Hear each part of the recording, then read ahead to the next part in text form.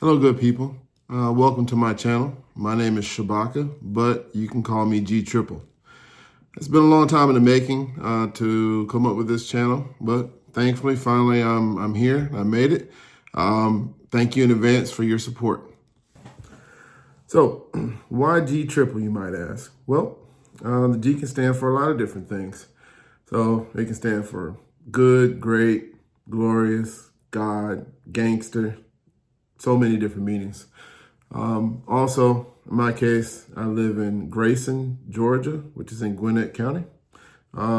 Plus, kind of sounds kind of catchy. So there we have it. Why did I start the channel? So first and foremost would be to pass on information. This is information I picked up over the years myself, or stuff that I learned from other people who, smarter than I am. It could be information I read from books or just trial and error. Second thing would be because I like to help people. Pretty simple. But most importantly is to reach out and touch and connect to people that I normally wouldn't have the opportunity to do so. So it's a win-win all the way around in my eyes. So what's this channel all about, you might ask? Well, it's about things that I have done, things that I do, things I might even think about doing in the future, which includes a lot. I'm into a lot of stuff. So we're talking about investing, gardening, crypto, real estate, DIY, fitness, travel, community, you name it, I might cover it. So I'd like to share a little bit of information about me so you can get to know who you're listening to. So first and foremost, I'm a father of three. I've had a few jobs and careers in my time. I've been a banker. I've been into sales, investments, real estate, teaching. And as you might have gathered, I like to talk a lot. So with all of that being said, we're off to my first video. It's about gardening, which is one of my first and major passions. It's an area that I've learned tons of over the years. It's through trial and error of my own, reading, and watching other YouTubers. So let's go. So first thing we have up, we have a rack that I'm showing you here. And so this particular rack is rigged up with tubing to carry water and lighting. And so the purpose of the tubing is so that you can set up a self-watering system. And so with these systems, you can put them on a timer to just automatically water your plants and seedlings without input from you. The lighting, it allows you to put the rack pretty much wherever you want to. So you could put it in a less than ideal location as far as light, because your plants are going to thrive the best with natural light. Also, even if you do have some natural light, it does give you the ability to give your plants more light than you would normally be able to, which could help with the growing process.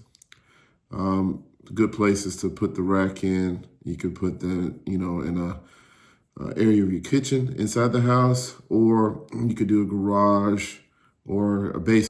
All right, and so also the types of plants that we're going to be growing here using this rack.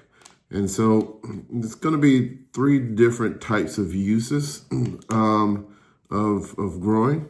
So the first is going to be plants that can permanently stay in the garage, that you can just get easy access to. You don't have to go outside in the heat or out in the cold. Or as is today here in Georgia, it's snowing. So you can grow plants, any kind of plant really, but for example, you could grow like an aloe vera plant. And so, that makes things very convenient, a lot more convenience for you. Second type of plant would be plants that would be transplanted later outdoors, which is what I kind of highlighted before. And so you can get a jump start on the seasons by, a month or two, and get yourself a decent sized plant to go plant, outdoors when the weather permits, the season is right, which again will increase your harvest, which is a good thing. And then the third type of use for the rack, which I highlighted before, was to plant plants that you can just grow continuously all year round. And so we're talking about things like lettuce, green leafy herbs, sprouts, and microgreens. The reason why you want to really focus on those type of plants is because you're growing it on an indoor location. Other plants that produce like fruits, things of that nature, they're going to rely on pollinators, like insects, to come and pollinate the flowers to make your fruit. And you don't have any of that inside of a garage. And so you can grow, lettuce and herbs and things of that nature. You can do that year round. And that could definitely offset some of your costs and things of that nature that you would normally be buying from the grocery store, which we all know is a lot more expensive nowadays. So this rack and all of its components, we got everything from Amazon. Probably cost me approximately, I'd say like $200. And as far as putting it together, it is pretty heavy. So you have to be pretty strong to get it to a location, especially if you had to take it upstairs like I had to. If you're not, strong enough to, I'd say, pick up like 100 pounds or so and lift it somewhere, you definitely want to get some help to do so. I chose the rack because of ease of use. It's pretty easy to put this thing together once you get it to the location that you want it to be at. An alternative to this rack, though, if you're fairly handy, a cost-saving alternative, most likely cost-saving alternative, would be to just build one out of wood. So you can get some, 2x4s and whatnot from Home Depot and put it together. You probably have to be a little handy and have some tools. I'm not sure how much it would, cost you overall, with the price of wood and everything like that. But it is an alternative that you could use. And so, with that being said, why did I choose the rack as my first video to start off with? The reason for that is because it is a tool that a lot of people can use, even if you're already an avid gardener. If you don't have one of these, you could definitely enhance your garden. And the ways that it helps you is that it provides you an indoor location that you can grow in. So you could put this inside of a garage, inside of an extra room, which is what I did in my old place. Currently it's inside of my garage, or you could put it in the basement. And so the benefits for that is that it keeps your plants out of the elements. And so I'm in Georgia, which gets pretty hot. And so for example, growing lettuce in Georgia. So lettuce, if you know, it can get pretty bitter if it gets overheated, too much sun. And for me, it's pretty much unedible. It could look really pretty, but taste terrible. And so if you can keep it in a cooler, more temperature controlled environment, it will extend your growing period for your lettuce or whatever it is that you're trying to grow. Also, you get a head start on the seasons, or you can extend seasons if you are growing plants outdoors. So I can start some seedlings 2 months in advance and have a full-grown plant by the time it's ready for it to go outside and go into the ground, versus just planting some seeds in the ground and then have to wait. So the time saving is significant. And the reason why it's significant is because you get more time for the plant to grow, which gives the plant more time to produce, which is effectively, money in your pocket. And since we're on the subject of expense, took a look at these lettuce here that I have pictured. And so this is actually a photo that I took from my old garden at my old house, old outdoor garden.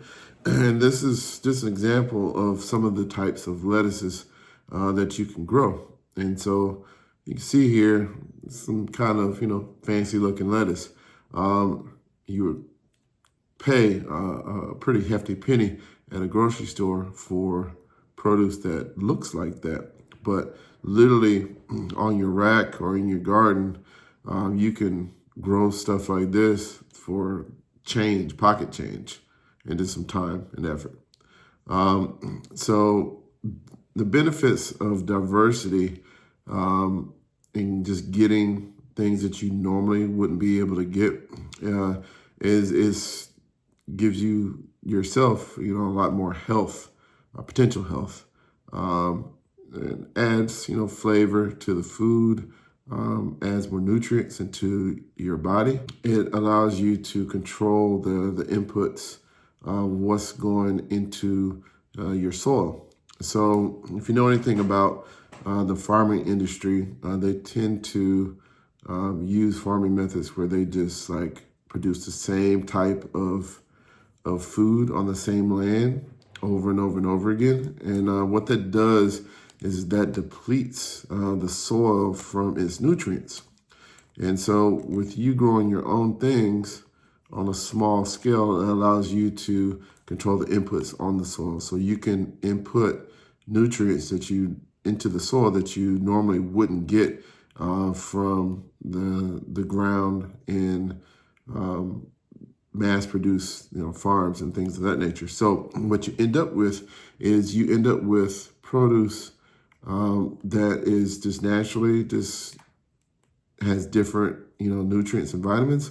And also, too, you have produce that because your soil is just better, because you've put better inputs into it, it produces a higher quality, more nutrient-dense product.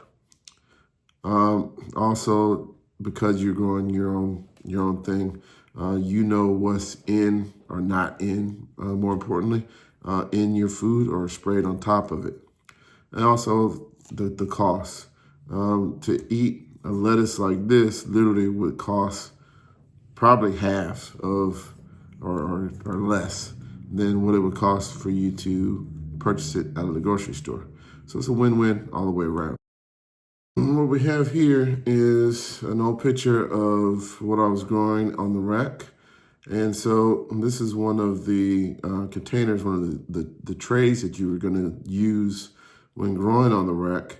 And so I have pictured here, I don't remember exactly what type of sprout it is, but these are sprouts or microgreens that you can grow, which if you look into it, are very nutrient dense, very healthy, and you pay a lot of money for them. If you go to like a Whole Foods or Sprouts or any kind of store like that, you can literally grow these for a couple bucks. You can order a bunch of seeds and just sprinkle them in on your dirt in your tray, and water them, and just takes a few days, and you'll have something that looks like this.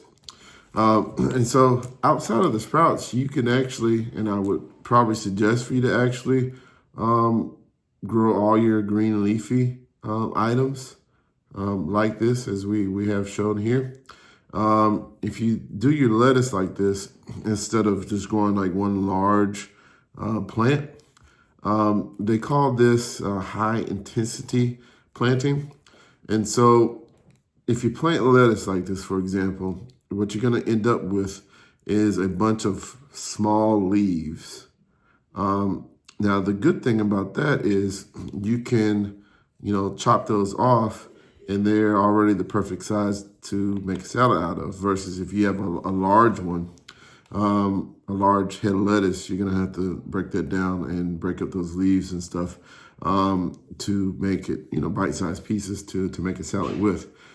Now, the other benefit of high intensity planting, and technically it's for both actually. Yeah, so you can do the same thing with an individual plant. or a high intensity planting style is you can practice what they call cut and come again. And so with that, you can literally cut the plant probably about an inch above the ground, and you can come back again and harvest again. You could get, I would say, 2 to 3 full harvests off of each plant. So like in this picture here, you would let if we're doing lettuce, you would let the plants grow taller than this to the point where they had like, full like adult leaves. But then you would just cut them about an inch above the ground or so. And then you would continuously water them as you normally would, and those plants would actually grow back. And so the process, what you would do is you would have your trays, lined up. You cut your trays off, make your salad, you move on to the next tray. You'd have several trays on this rack. It could probably fit 15, 20 trays on a rack.